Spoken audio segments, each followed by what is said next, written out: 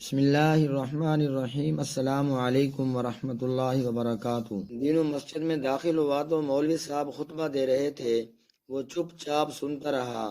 معمولی پڑھا لکھا تھا، کچھ سمجھ آیا کچھ نہ آیا، لیکن جب مولوی صاحب نے بتایا کہ ہمیں چھوٹی سی چھوٹی نیکی کو بھی حقیر نہیں سمجھنا چاہیے، اور کچھ ایسے واقعات بھی سنائے جب کسی معمولی سے عمل کی بنیاد پر اللہ نے بے حساب اجر دیا، تو اس نے سوچا کہ یہ کوشش تو میں بھی کر سکتا ہوں۔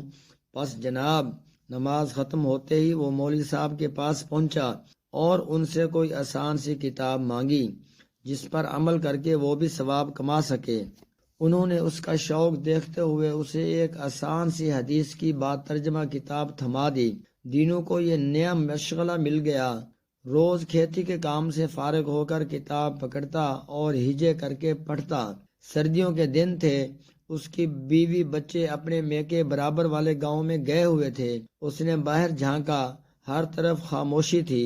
کبھی کبھی کسی چرند پرند کی آواز سنائی دے جاتی یا کوئی اکا دکا دیہاتی گزرتا نظر آ جاتا۔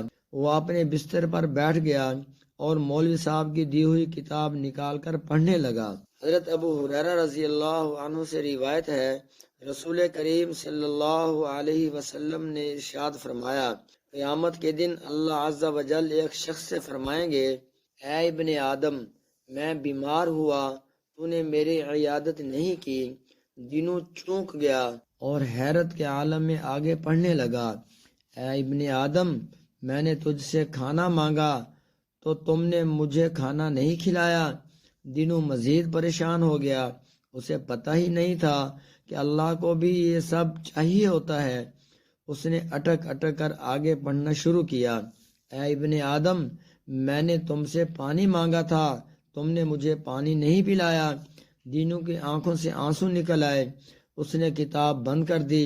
سب سے پہلے تو اس نے رو رو کر اللہ سے اپنی لا علمی کی معافی مانگی، پھر مولوی صاحب کے بتائے ہوئے طریقے کے مطابق دعا مانگنی شروع کر دی اور اللہ سے التجا کی کہ وہ اسے توفیق دے کہ وہ اس کے گھر پہنچ سکے، یا اللہ کو جب ضرورت ہو خود اس کے گھر آئے، وہ اسے کھانا بھی دے گا، اس کی پوری دیکھ بھال بھی کرے گا۔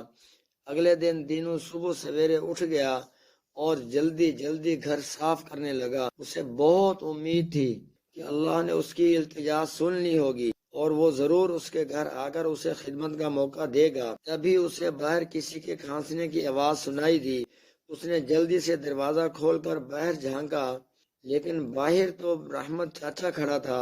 وہ موچی تھا، پورے گاؤں کے جوتے وہی بناتا تھا۔ دینوں نے اس سے علیگ سلیگ کرنا چاہی، مگر وہ کچھ بجھا بجھا نظر آ رہا تھا۔ کیا بات ہے، تمہاری طبیعت کچھ ٹھیک نہیں لگ رہی۔ دینوں اسے گھر کے اندر لے آیا۔ بیچارہ رحمت بخار میں پھنک رہا تھا۔ دینوں نے جلدی سے اسے چائے بنا کر پلائی اور اس سے علاج کے بارے میں پوچھا۔ چھوڑو بھائی، کیا دوا لینی ہے، کب سے ایسے ہی چل رہا ہے، خود ہی ٹھیک ہو جائے گا، رحمت نے بیزاری سے جواب دیا۔ دینوں سمجھ گیا کہ رحمت کے پاس علاج کے پیسے نہیں ہیں۔ وہ اندر گیا اور کچھ رقم اسے زبردستی تھما دی۔ اپنا علاج ٹھیک سے کراؤ اور اگر مزید ضرورت ہو تو مجھے بتا ضرور دینا۔ رحمت ہکا بکا رہ گیا، اس کی آنکھوں میں خوشی کے آنسو تھے۔ وہ اسے دعائیں دیتا ہوا رخصت ہو گیا۔ دوپہر ہو چکی تھی۔ دینوں نے جلدی جلدی کھانے کی تیاری شروع کی۔ اس نے کھانے کی مقدار زیادہ رکھی تھی تاکہ جب اللہ آئے تو کھانا کافی ہو جائے۔ وہ بار بار باہر جھانکتا لیکن اللہ کہیں نظر نہیں آیا۔ وہ تقریباً مایوس ہو چکا تھا کہ اسے کریم نظر آیا جو صبح سے شام تک مزدوری کرتا تھا۔